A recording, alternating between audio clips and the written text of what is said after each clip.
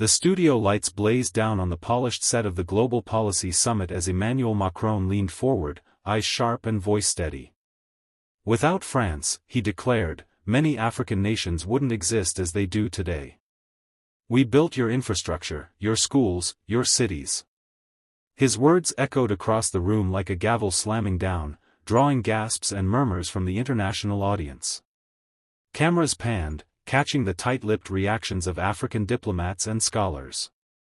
But one man remained unmoved, Captain Ibrahim Traoré. Clad in his distinct military uniform, Traoré slowly turned toward Macron. His stare, steady and cold, carried the weight of generations. You built them, he said, his tone even. You built them on our backs, with our hands bound, and our resources bleeding beneath your boots. The room fell into a tense silence. You built our nations with stolen gold, forced labor, and a colonial whip, Traoré continued. You built railroads to extract our wealth, schools to rewrite our history. Cities shaped in your image, not ours. Macron's jaw clenched, but he stayed silent. Traoré leaned forward. Let's be clear, what you call building was nothing more than systematic looting. What you call help was a centuries-long grip around our throats. The moderator's voice cracked as she tried to interject, but Traoré held the floor now.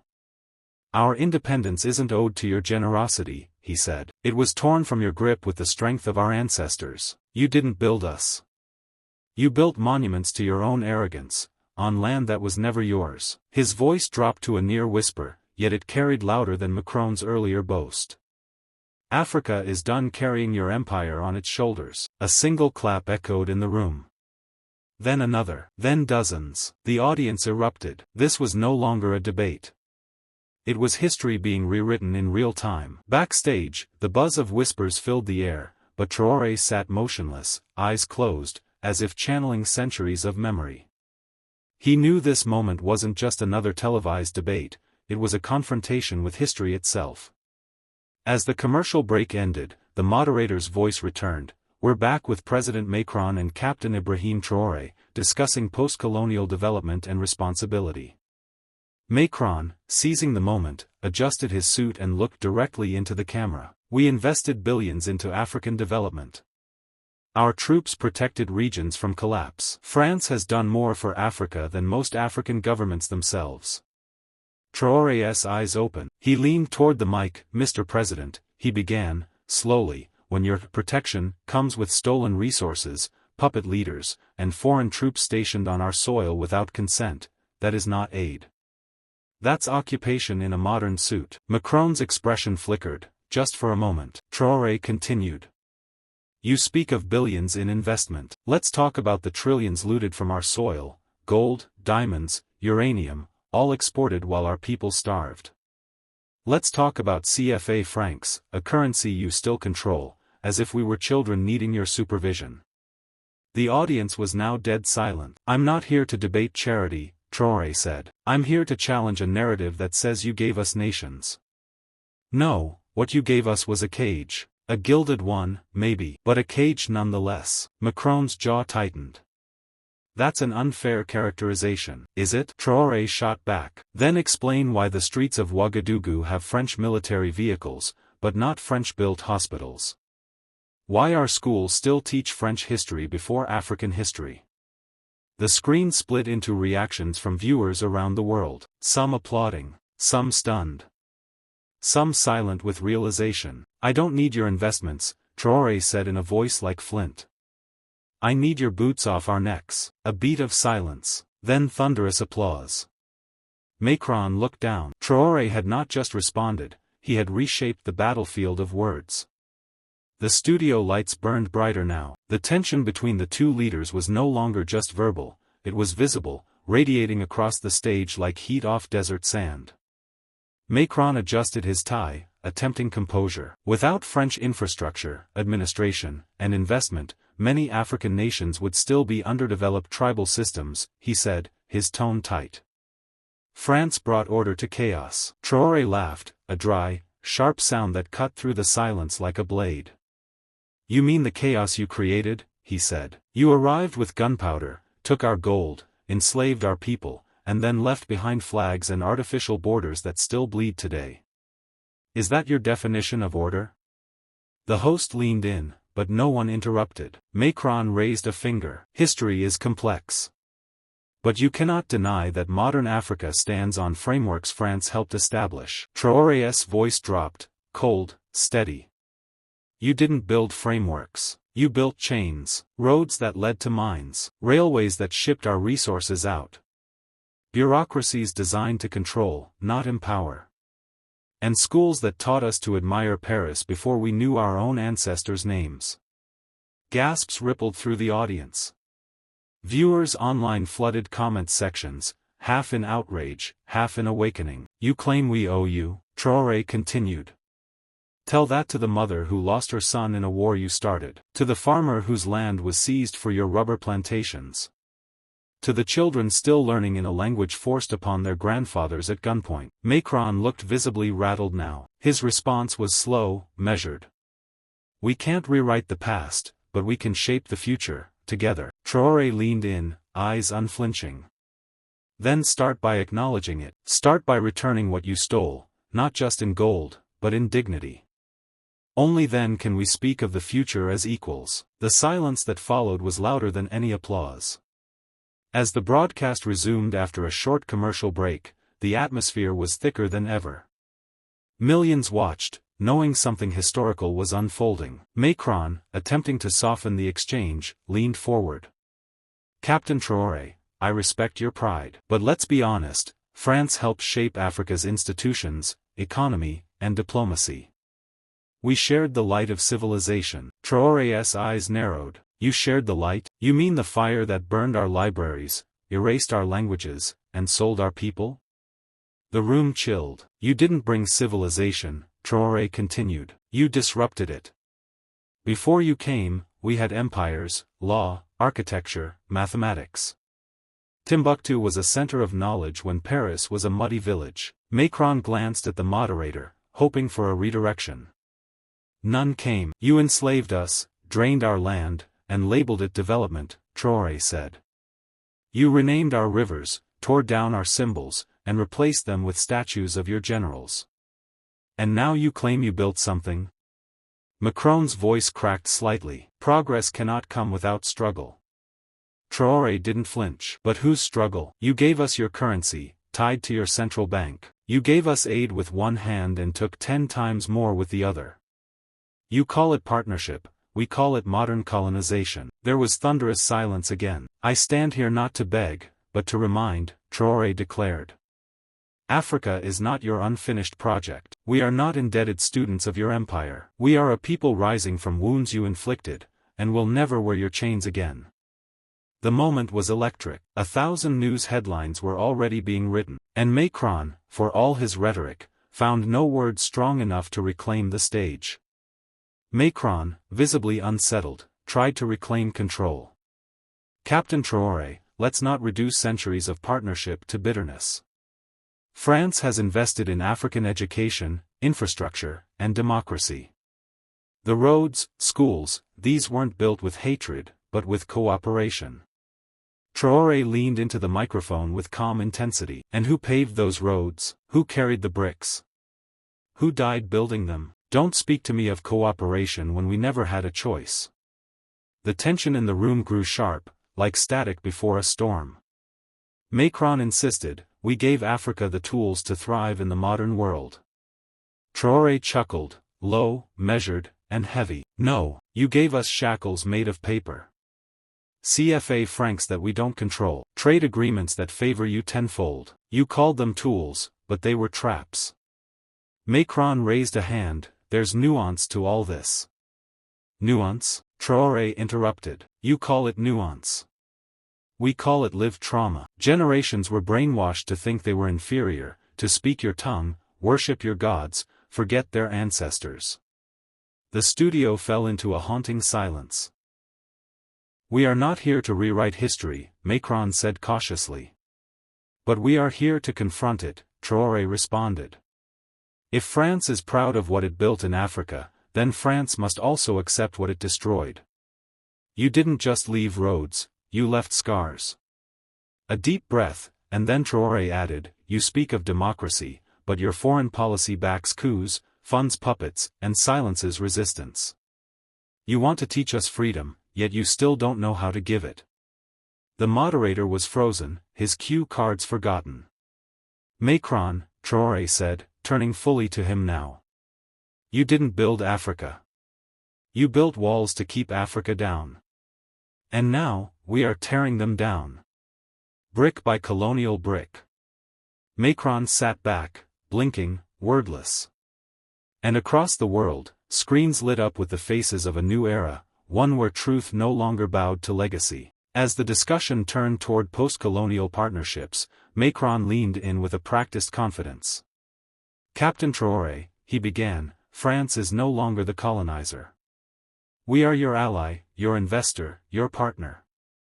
Let's move beyond the past." Traore didn't blink. "You mean the same partner that still controls the monetary systems of 14 African nations? The same ally that takes 50% of their reserves in Paris?" Macron's jaw tightened. "Those arrangements are relics, gradually reforming." "Gradually?" Traore echoed. "You built an empire on the urgency of our labor and the speed of our compliance.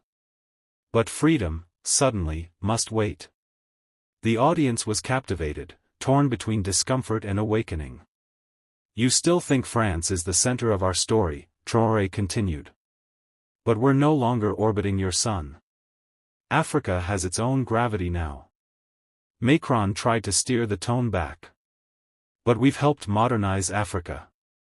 Open trade. Brought opportunity." Traore tilted his head. "Modernize? Your help came with interest rates, conditional aid, and media narratives that made our pain look like incompetence. You painted us as unstable so you could play savior." The moderator tried to interject, but Traore wasn't finished. "You say you built our nations. But you burned our libraries. You stole our artifacts. You silenced our kings. France didn't build Africa, it broke it. And we've been rebuilding with what little you didn't steal." Macron's PR team behind the cameras looked visibly distressed. "Respect," Traore said calmly, "isn't given because of what you claim to have built. It's earned when you stop taking credit for what you ruined." A long pause followed. Macron looked down. Traore's words had landed deeper than expected, echoing beyond the studio, reverberating through screens across continents. The world wasn't watching a debate. They were watching a reckoning. The studio had fallen silent. A political analyst on the panel dared to break the tension. "But Captain Traore, isn't it unfair to disregard the infrastructure, education systems, and healthcare France introduced to Africa during colonial times?" Traore didn't flinch. He looked the analyst square in the eye. "Do you know what else France brought? Forced labor camps. Code de l'indigène. Massacres for resistance. If a thief breaks into your home and leaves a chair behind, does that make him a decorator?" The analyst sat back, stunned. Macron cleared his throat. "Captain, we can't rewrite history. But we can learn from it. Apologies have been made." "Apologies without accountability are PR campaigns," Traore shot back. "When France returned some looted artifacts, they called it generosity. But what you took wasn't yours to begin with." Macron interrupted, a flash of frustration escaping. "So what do you want, Captain? Vengeance? I want truth. I want history told without makeup. I want young Africans to learn about the Black Code, not just the Eiffel Tower. I want the world to know our pain wasn't a stepping stone to your civilization." Traore stood up, his voice steady and calm. "You see rubble and call it progress. But we remember the villages burned, the languages suppressed, the leaders executed. You say you built our nations, but we are the ones still stitching them back together, without your blueprint, without your permission." There was no applause. Just an overwhelming hush, as if everyone was holding their breath. Macron leaned forward, perhaps hoping to regain footing. France wants a new chapter. Traore turned to him, eyes unblinking. Then stop trying to write ours. Macron tried to pivot. Africa's development now relies on partnerships. France is investing billions in education and clean energy on the continent. That should count for something. Traore raised an eyebrow. You mean the clean energy projects run by French corporations, extracting our uranium while our people live without electricity? You mean the schools where your language is mandatory, while our native tongues are treated like folklore? The crowd shifted uncomfortably. Let's talk numbers, Mr. President, Traore continued. France receives €500 billion annually in capital from former colonies. And you want applause for returning a few statues? Macron responded quickly, we've cancelled debts, offered aid, supported democratic transitions. And still, Traore interrupted, your soldiers remain stationed in Sahel. Your companies mine our gold, oil, and lithium. You don't call it control anymore. Now you call it stability. Colonialism just got a better PR team. The moderator interjected, Captain Traore, are you suggesting Africa should cut all ties with France? No, Traore said. I'm saying we should choose our ties, not inherit them. I'm saying we deserve respect, not remembrance dinners. He turned back to Macron. You didn't build our nations. You interrupted their birth. And we're finally delivering them. The auditorium erupted, some in claps, some in murmurs of disapproval. Macron looked around, his smile thin, measured. We will always have a place for Africa at the table, he said. Traore stood tall, face unwavering. That's kind of you.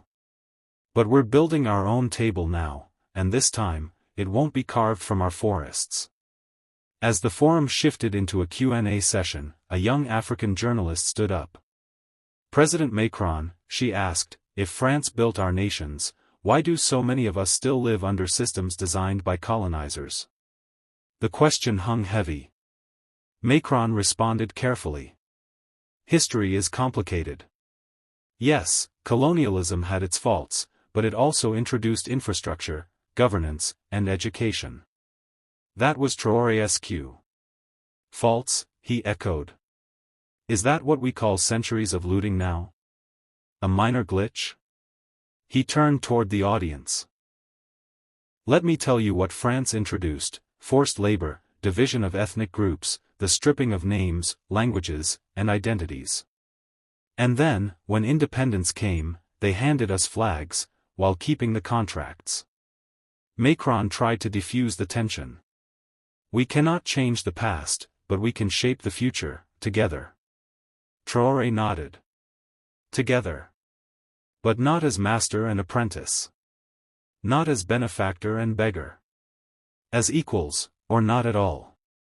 The crowd murmured again. You speak of infrastructure, Traore continued.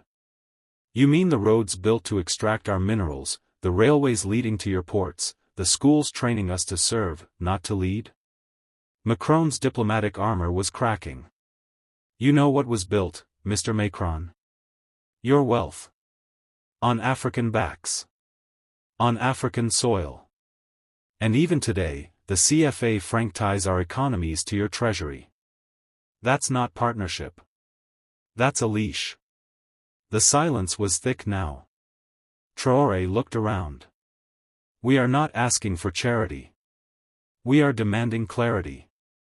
You say you built us? No. You broke us, and now we are rebuilding ourselves.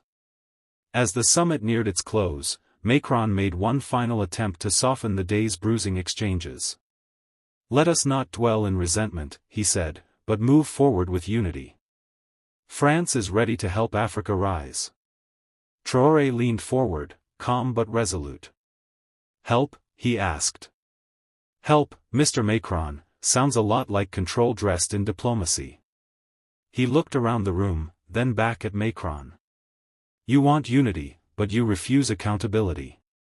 You offer support, but you refuse to release control over our currency, our policies, our sovereignty. You call it partnership. I call it supervision. Macron opened his mouth, but Traore continued. You say you want to help us rise. But tell me, rise to where? Back into your markets? Into your idea of stability, which means silence? Into debt traps dressed as development? He took a breath. Africa is not rising to your tune. Africa is rising to its own rhythm now. The room, once filled with hushed whispers, was now electric. You built railroads, Traore said. But they led from our minds to your ships. You built schools, but only taught us how to imitate you, not how to value ourselves. He pointed to the flags on the stage. Our nations are not yours to shape. We are not clay. We are not colonies. We are sovereign people reclaiming stolen history. Macron looked away for a moment. You see, Traore said, when you say you built our nations, what I hear is, we made you. But the truth is, we survived you. Then came the closing line. You want partnership? Then meet us on equal ground. And leave your throne at the door.